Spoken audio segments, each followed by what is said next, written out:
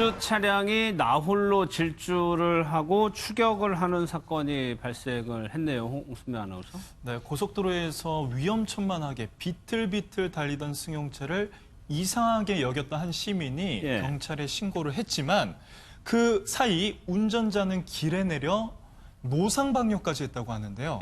그 결과는 굉장히 끔찍했습니다. 영상 보면서 확인해 보도록 하겠습니다. 네, 목격자 차량의 전방 영상입니다. 저기 붉은색 차선을 넘어드네요. 그렇습니다. 저기 차 보시면 뭐 차선을 아슬아슬 넘나들고요. 뭐 차량을 피하는 등 이렇게 상황이 계속 반복이 되자 지금 운전자가 시민이 저 차량을 쫓아가며 경찰에 신고를 합니다. 시민이 계속 쫓아가고 있으면서 신고를 한 거예요. 그렇습니다. 지금 신고 내용이 인터뷰가 좀 준비가 돼 있네요. 그 내용 좀 한번 들어볼까요? 예, 제가 지금 뒤에 따라가고 있는데 좀 상당히 위험하게 운전하네요. 위험하니까? 거리 두고 좀 가고 있어요. 근데 좀 상당히 위험하게 운전을 해서. 근데 계속 우회전 깜빡이 계속 키면서 가고 있네요. 저희 다 공조를 해놨고요. 예. 가고 있으니까 뭐, 최대한 빨리 가도록 할게요. 예. 네, 이렇게 한참을 가던 운전자는요. 지금 고속도로잖아요. 고속도로를 빠져나가더니 길에서 비틀비틀 거리면서 노상방뇨를 하기 시작합니다. 자, 이후에 다시 이 길에서 다시 고속도로로 올라가는데요. 이제야 지금 오른쪽에 갓길에 경찰차가 보입니다. 경찰차가 따라가니까 갑자기 저 차량이 속도를 올리기 시작하는데 결국 저 차량은 졸음쉼터 난간과 정차된 승합차를 들이받고서야 사고가 나서야 멈췄군요. 그렇습니다. 사고 충격 영상인데 이렇게 차량 앞부분이 산산조각이 났습니다. 이 교수님, 이게 무려 45분간이 고속도로를 내려가서 볼일 보고 다시 올라와서 또 질주했다는 얘기거든요. 글쎄 말이에요. 지금 뭐 의사결정 능력상에 뭐 상당히 판단 능력이 참 부족해 보입니다. 결국은 내려가서 소변을 볼 때 다시 고속도로를 타지만 않았으면은 뭐 좀 한잠 자고 간다거나 뭐 어떻게든 운전을 다시 시작하지 않았으면 지금 결국은 이렇게 되지 않았을 텐데 하는 아쉬움이 있고요.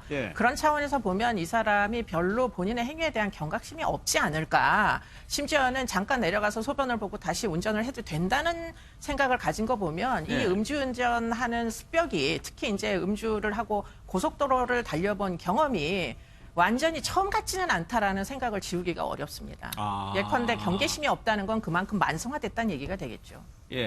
그러니까 양심에서 음주운전이 저렇게 무서운 거거든요. 그렇습니다. 지금 사실은 아까도 말씀해 주셨지만 졸음 쉼터로 진입을 한 다음에 가드레일을 들이받고 정차된 차량을 2대를 잇따라서 추돌을 했어요. 근데 그 정차된 차량에 다행히 그때 당시에 사람은 없었어서 추가적인 인명 피해는 없었는데요. 만약에 사람이 있었다라고 한다면 정말 갓길에 잠깐 세워놓고 위급한 일을 해결하고 있는 사람이 있었다라고 한다면 그 사람의 사실 생명까지도 위태로울 수가 있기 때문에 굉장히 위험했다라고 보이고요. 저 운전자의 그 당시 혈중 알코올 농도가 0.147이었습니다. 그러니까 면허가 아예 취소되는 수준이었고 굉장히 만취 상태였다라고 보이고요. 그 정도로 만취 상태였기 때문에 사실은 고속도로에서 빠져나가서 노상방뇨를 할 당시에 뒤에 차가 라이트를 켜고 블랙박스가 다 촬영이 되고 본인이 정차해서 노상방뇨를 하는 걸 지켜보고 있음에도 불구하고 그 부분에 대해서 정확하게 인지를 하지 못할 정도로 완전히 만취 상태였다라고 보이고요.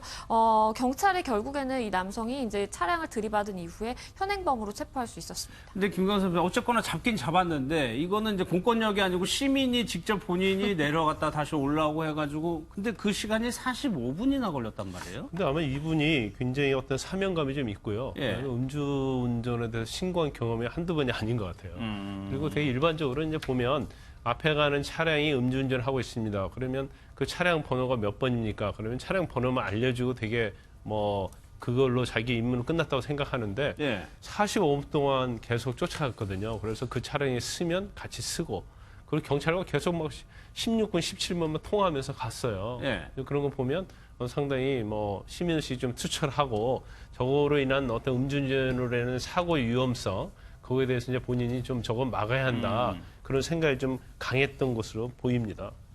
저분 참 잘했는데 근데 경찰이 너무 늦게 간 건 아니냐는 생각도 좀 들어요. 뭐 45분이면 사실 적은 시간은 아니죠. 근데 이 장소가 또 이제 고속도로라는 그런 부분들이 아마 일반 도로라면은 저보다는 빨리 경찰이 갔을 것 같아요. 근데 이제 고속도로다 보니까 이게 어떤 서로 관할 구역이 다를 수도 있고 이 속도가 또 쭉 그 진입로라든 이런 게 제한이 있지 않습니까? 그렇죠. 그러다 보니까 아마 경찰로서도 최선은 다 했는데 시간이 아마 그 정도 걸린 게 아닌가 싶고 이 음주운전 부분은 저는 정말 이 엄벌에 쳐야 된다라고 생각을 합니다. 이게 본인만 다치는 게 아니에요.